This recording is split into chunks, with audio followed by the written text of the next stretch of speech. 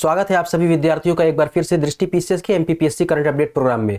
मैं हूं सलमान और आज अपने इस एपिसोड में जिन सवालों के ऊपर चर्चा करेंगे वह सवाल जो है मध्य प्रदेश राज्य में बीते हफ्ते जो भी खबरें चर्चा में रही, जो खबरें आप सभी के लिए आगामी परीक्षा की नजर से महत्वपूर्ण हो सकती है, उन खबरों के तर्ज पर ये सवाल बनाए गए हैं। हम इसमें न केवल सवालों के ऊपर चर्चा करेंगे बल्कि उन सवालों से संबंधित क्या महत्वपूर्ण सूचनाएं हैं, उससे संबंधित क्या महत्वपूर्ण तथ्य है, साथ ही उसकी क्या पृष्ठभूमि है जिससे कि आगामी परीक्षा में सवाल बनाए जाने की संभावना रहती है, उनके ऊपर भी एक नजर जरूर डाल लेंगे। तो आइए अपने सेशन की शुरुआत करते हैं और देखते हैं कि वो कौन से सवाल हैं जो आज के इस सेशन में आप सभी के लिए शामिल किए गए हैं। तो पहला सवाल है, देश के संसद भवन का डिजाइन मध्य प्रदेश के किस ऐतिहासिक मंदिर की शैली से प्रेरित होकर बनाया गया था? विकल्प है 7100 महादेव मंदिर, 64 योगिनी मंदिर, श्री यंत्र मंदिर या इनमें से कोई नहीं। तो संसद भवन की अगर डिजाइन की हम बात करते हैं तो यह मध्य प्रदेश में स्थित 64 योगिनी मंदिर के डिजाइन से प्रेरित होकर के इसका निर्माण कराया गया था। यानी संसद भवन की जो डिजाइन है वो मध्य प्रदेश में 64 योगिनी मंदिर जो स्थित है उसके डिजाइन से प्रेरित होकर के बनाया गया था। इससे संबंधित कुछ महत्वपूर्ण बातों को देख लेते हैं। सबसे पहले तो ये देखेंगे कि संसद भवन और 64 योगिनी मंदिर में क्या समानता है। तो सबसे पहले देखें कि अगर 64 योगिनी मंदिर की बात करते हैं तो इसमें 101 खंभे हैं और संसद भवन की अगर बात करें तो 144 मजबूत स्तंभों या खंभों पर इसकी आधारशिला रखी गई है। यानी खंभों की अगर संख्या की बात करते हैं तो संसद भवन में इससे ज्यादा खंभों की संख्या है, लेकिन जो डिजाइन है जिसके आधार पर आधारशिला रखी गई है वो इससे मिलती जुलती है। साथ ही साथ दोनों की संरचना गोलाकार है, यानी कि जो उनकी आकृति है, चाहे 64 योगिनी मंदिर हो या संसद भवन हो, वो उनकी आकृति गोलाकार है। इसके अलावा 64 योगिनी मंदिर में 64 कक्ष है तो वहीं संसद भवन में 340 कक्ष है। तो समानता तो मतलब यहां पर कक्ष और आधारशिला की अगर हम बात करते हैं तो कक्ष की संख्या ज्यादा है, लेकिन जो डिजाइन निर्मित किया गया है वो काफी मिलता जुलता है। जैसे कि 64 योगिनी मंदिर जो है 101 खंभों पर बना हुआ है, तो संसद भवन की बात करें तो वो 144 मजबूत खंभे पर बना हुआ है। दोनों की जो आकृति है वो गोलाकार है। कक्ष की अगर बात करते हैं तो 64 योगिनी मंदिर में 64, वहीं संसद भवन में 340 कक्ष है। साथ ही साथ 64 योगिनी के मंदिर के बीचों बीच एक विशाल कक्ष है जिसमें एक बड़ा शिव मंदिर स्थापित किया गया है। तो उसी की तर्ज पर संसद भवन के बीच में भी एक विशाल हॉल है और एक शिलालेख के अनुसार मुरैना जिले में पड़ावली के पास मितावली गांव में 64 योगिनी मंदिर का निर्माण जो है 1323 ईस्वी में कच्छप राजा देवपाल ने करवाया था, जिसे कि इकंतेश्वर या 7100 महादेव मंदिर भी कहा जाता है। तो यहां पर सवाल यह भी बनाया जा सकता है कि इसका निर्माण यानी कि 64 योगिनी मंदिर का निर्माण किसने करवाया था? तो जो राजा थे वो कच्छप राजा थे। कौन थे? राजा देवपाल। इसको अतीत में किस नाम से जाना जाता था या इसका क्या अन्य नाम है? तो एकांतेश्वर या 7100 महादेव मंदिर इसका नाम है और इसकी स्थिति कहां पर है? मध्य प्रदेश के मुरैना जिले में। तो ये इससे जुड़ी कुछ महत्वपूर्ण बातें रही, आप लोग इसका स्क्रीनशॉट ले सकते हैं। चलिए अगला प्रश्न देखते हैं। मध्य प्रदेश का राजकीय खेल कौन सा है? मल्लखंब, तैराकी, हॉकी या कबड्डी? आप सभी विद्यार्थियों का इस प्रश्न का उत्तर जरूर पता होगा। हालांकि ये क्वेश्चन करंट अपडेट प्रोग्राम में डाल दिया गया है जबकि ये स्टैटिक पोर्शन से आता है, लेकिन इस तरह के प्रश्न को अपने एपिसोड में, अपने सेशन में शामिल करने की जो हमारी मंशा है, जैसा कि आप सभी को पता होगा कि अभी मध्य प्रदेश राज्य की स्थापना दिवस मनाया गया है, तो इससे जोड़ करके इसको इस एपिसोड में शामिल किया गया है। तो जो राजकीय खेल है मध्य प्रदेश का वो मल्लखंब है। इसके अंतर्गत लकड़ी के खंभे के ऊपर या रस्सी के ऊपर जो खिलाड़ी होता है वो विभिन्न प्रकार के करतब दिखाता है और यहां पर ये जो खंभा होता है इसी को मल्लखंब कहा जाता है। यानी कि जिस खंभे के ऊपर चढ़ करके खिलाड़ी जो है विभिन्न तरह की क्रियाएं करता है, विभिन्न तरह के करतब दिखाता है, उसी खंभे को मल्लखंब कहा जाता है। चलते हैं आगे की ओर। हाल ही में राज्य के सत्येंद्र सिंह लोहिया ने 22वीं राष्ट्रीय पैरा तैराकी चैंपियनशिप में 50 मीटर बैक स्ट्रोक में कौन सा पदक जीता है? तो इस प्रश्न का सही उत्तर देने से पहले विकल्प को देखते हैं। विकल्प है स्वर्ण पदक, रजत पदक, कांस्य पदक या इनमें से कोई नहीं। तो इस प्रतियोगिता में सत्येंद्र सिंह लोहिया ने रजत पदक जीता है, जिसके लिए राज्य के मुख्यमंत्री ने इनकी काफी सराहना की है। साथ ही साथ यह भी कहा है कि सत्येंद्र सिंह लोहिया जी जो है युवा तैराकों के लिए आदर्श है।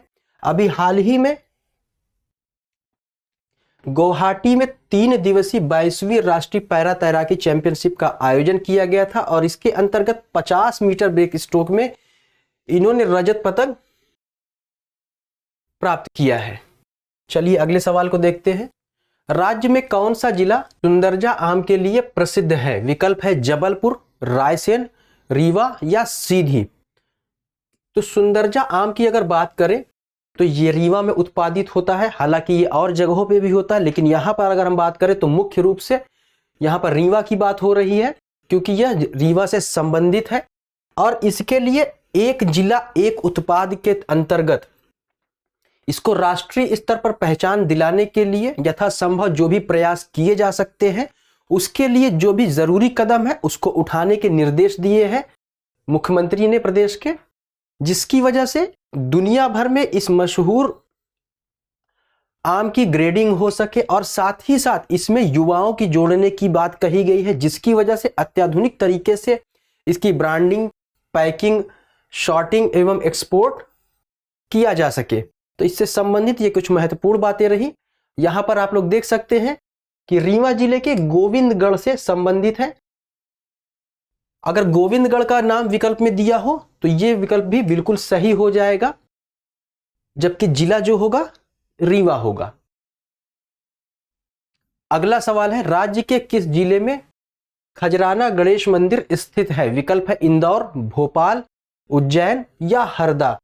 तो खजराना गणेश मंदिर की अगर हम बात करते हैं तो ये इंदौर में स्थित है और अभी हाल ही में स्मार्ट सिटी कंपनी के द्वारा इस मंदिर की छत पर सोलर पैनल लगाकर बिजली उत्पादन की तैयारी की जा रही है और इसके अंतर्गत ऐसा माना जा रहा है कि मंदिर परिसर में 120 किलोवाट की क्षमता का सोलर पैनल लगाया गया है और अभी भी यह कार्य चल रहा है और ऐसी संभावना जताई जा रही है कि 20 नवंबर तक यह कार्य जो है पूरा हो जाएगा और यहां पर जो बिजली उत्पादन की प्रक्रिया है वो दिसंबर से शुरू हो जाएगी। चलते हैं अगले सवाल की तरफ। स्वतंत्रता सेनानी शहीद भीमा नायक राज्य के किस जिले से संबंधित है? विकल्प है धार, झाबुआ, अलीराजपुर या बड़वानी। तो स्वतंत्रता सेनानी भीमा नायक की अगर हम बात करते हैं तो आदिवासी जनजाति भील के ये जननायक है। वर्ष 1840 से 1864 के मध्य इन्होंने भीलों द्वारा एक क्रांति हुई थी, उसके नायक के रूप में यानी कि उसका नेतृत्व किया था और ये निमाड़ क्षेत्र के बड़वानी जिले से संबंधित थे। यानी कि इस प्रश्न का जो सही उत्तर हो जाएगा डी वाला हो जाएगा। आइए इनसे जुड़ी कुछ महत्वपूर्ण बातों को देख लेते हैं। तो सबसे पहले मध्य प्रदेश के जो निमाड़ क्षेत्र है उसके अंतर्गत बड़वानी जिले के पंचमोहाली गांव के ये रहने वाले थे और ये एक जनजातीय योद्धा थे जो कि स्वतंत्रता संग्राम में महत्वपूर्ण भूमिका निभाई थी। जैसा कि मैंने पहले ही बताया कि 1840 से लेकर के 1864 तक अंग्रेजों के विरुद्ध भीलों की क्रांति का नेतृत्व इन्होंने किया था। इनका एक स्मारक भी है जो कि बड़वानी जिले के ग्राम धाबाबाड़ी में स्थित है। चलिए आगे चलते हैं।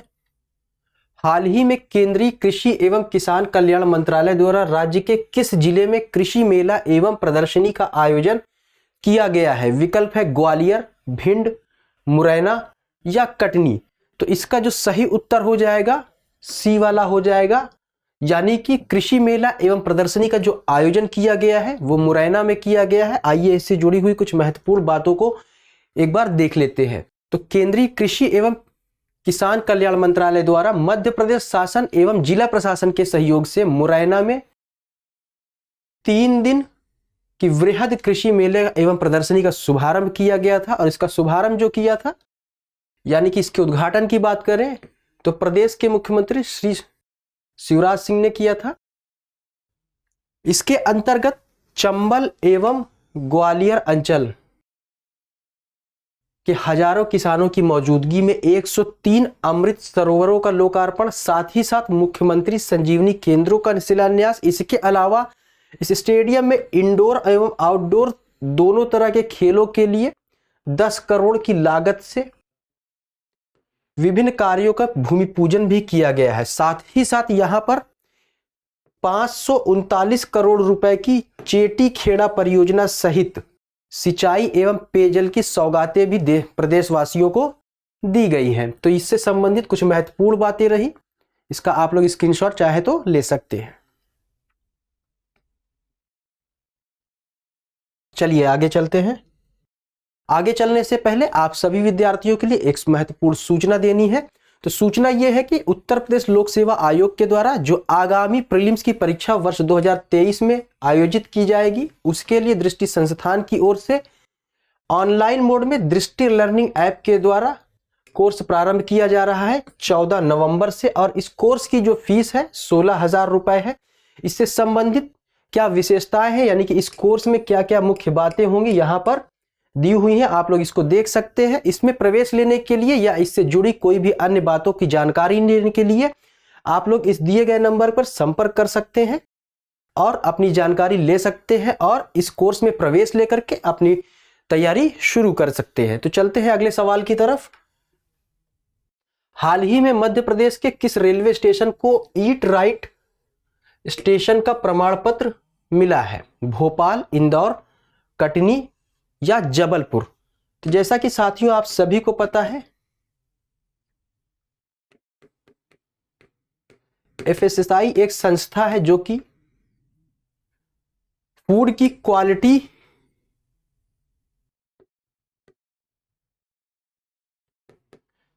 के लिए प्रमाण पत्र जारी करता है या देता है।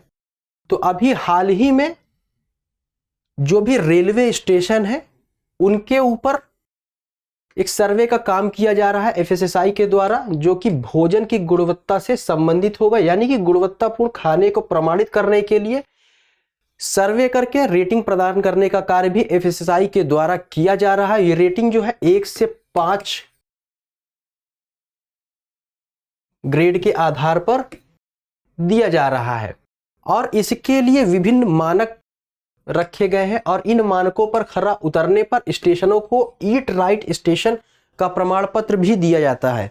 और इसी मानक के अंतर्गत अभी हाल ही में भोपाल रेलवे स्टेशन का सर्वे हुआ और स्टेशन में जो खान पान से संबंधित आइटम्स थे उनकी जो क्वालिटी थी यानी गुणवत्ता थी वो उच्च थी और इसी को ध्यान में देखते हुए 4 स्टार यानी कि 4 ग्रेड दिए हुए हैं और साथ ही इसे ईट राइट स्टेशन का प्रमाण पत्र भी दिया गया है। किसे दिया गया है? भोपाल को।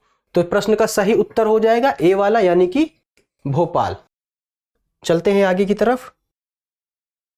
जनजाति गौरव दिवस कब मनाया जाता है? 12 नवंबर, 13 नवंबर, 14 नवंबर या 15 नवंबर?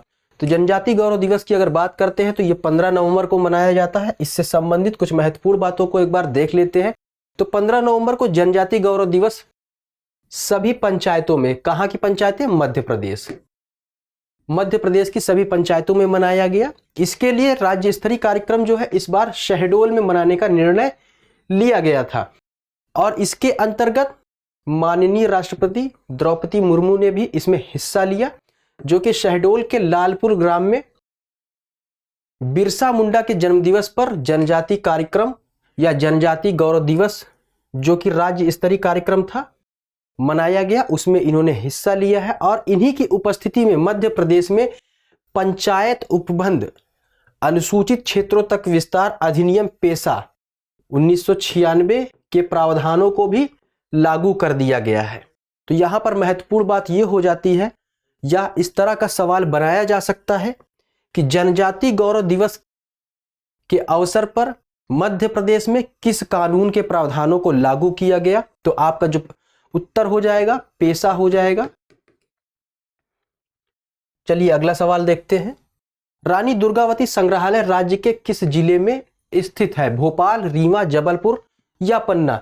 तो रानी दुर्गावती संग्रहालय जो है मध्य प्रदेश के जबलपुर जिले में स्थित है। यहां पर ऐतिहासिक और सांस्कृतिक चीजों को सजो करके रखा गया है। यह एक विशाल संग्रह है जहां पर ऐतिहासिक एवं सांस्कृतिक महत्व की जो भी कलाकृतियां हैं उनको यहां पर संरक्षित रखा गया है। इसके अलावा यहां पर एक गलियारे में 64 योगिनियों की छायाचित्र भी प्रदर्शित किया गया है। अगर इसकी बात करते हैं तो यहां पर कुल 6163 पुरावशेष संग्रहित है, यानी कि यहां पर सुरक्षित रखे गए हैं। इसके अलावा यहां रानी दुर्गावती की गजारूढ़ मूर्ति तथा भित्ति पर यानी कि दीवार पर रानी दुर्गावती के जीवन पर आधारित चित्र विवरण सहित प्रदर्शित है। यानी कि इस भित्ति पर जो इनका चित्र बनाया गया है, चित्र तो बना ही बना है, साथ ही इनके जीवन से जो जुड़ी महत्वपूर्ण घटनाएं हैं उनका भी विवरण इसमें दिया गया है। इसके अलावा संग्रहालय में अंचल एवं गोंडवाना की आदिवासी संस्कृति कला भी प्रदर्शित की गई है। तो प्रश्न इस तरह से भी बनाया जा सकता है कि रानी दुर्गावती संग्रहालय में कहां की आदिवासी संस्कृति को प्रदर्शित किया गया है? तो आपका सही उत्तर हो जाएगा अंचल एवं गोंडवाना। तो ये रहा आज के सेशन का आखिरी सवाल, और इस आखिरी सवाल के साथ हम अपने सेशन को यहीं पर विराम देते हैं। तो मिलते हैं अगले एपिसोड में कुछ नए सवालों के साथ। तब तक पढ़ते रहिए, आगे बढ़ते रहिए। शुक्रिया।